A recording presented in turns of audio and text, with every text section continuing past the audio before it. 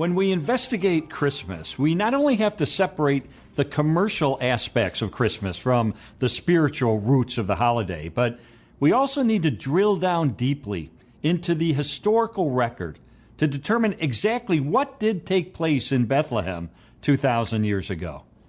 Because sometimes we find that legends have contaminated the actual account of what really took place. Let me give you an example. Here's the storyline we typically hear at Christmas, even in many of our churches. To comply with a census being conducted by the Roman Emperor Augustus, Joseph and the pregnant Mary set out on a donkey to go to Bethlehem, since Joseph was a descendant from the house of David. The baby starts to arrive as they approach the village, so they urgently are seeking shelter. But the mean old innkeeper tells them there's no vacancy. That is, there's no room for them at the inn. And this forces Mary and Joseph into a nearby stable or cave where Mary gives birth amongst the animals. The child is then wrapped in swaddling clothes and placed in a manger. Sounds familiar, right? And yet, as I investigated Christmas, I found that that's probably not exactly what happened in terms of how Luke describes the real Christmas. First, it would have been unthinkable in the first century for anyone to turn away a pregnant Jewish woman who was seeking shelter. I mean, hospitality was such an extremely high value in those days. In fact, one scholar said to turn away a descendant of David in the city of David would be an unspeakable shame on the entire village. The person who turned her away would be ostracized from the community.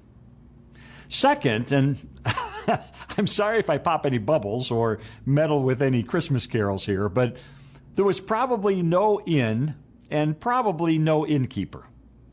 Yeah, there were some commercial lodgings that were available in the first century, but probably not in Bethlehem. It was a small community, and it wasn't on a major road.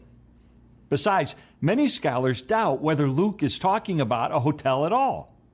You see, the Greek word that many Bibles translate as inn is katalima. This word is used twice in the New Testament, where Luke and Mark describe the place where the Last Supper was held. Now, in that instance, the word clearly means a spare or upper room in a private house.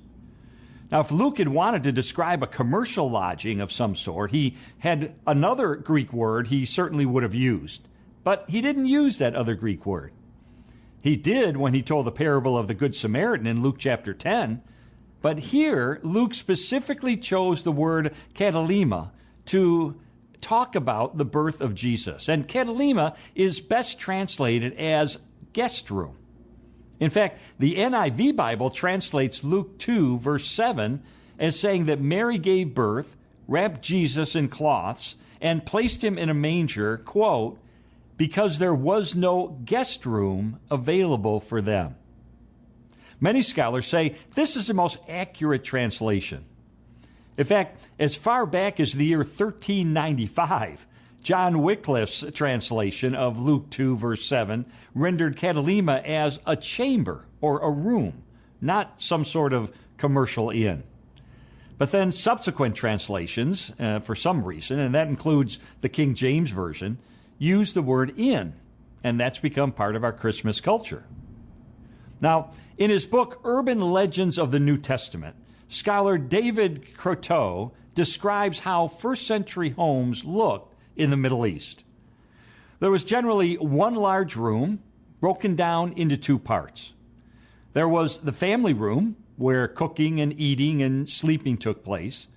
And then there were a few steps down to the animal room, where the family donkey, cow, and a sheep or two would be kept.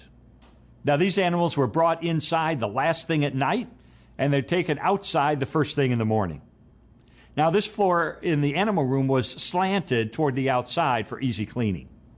But sometimes the larger animals would come up the stairs into the family room. And so each area had its own manger or feeding trough, which was usually built into the floor and filled with hay for the animals to eat. Now, here's the thing. Some houses added a second room off the family room, which was called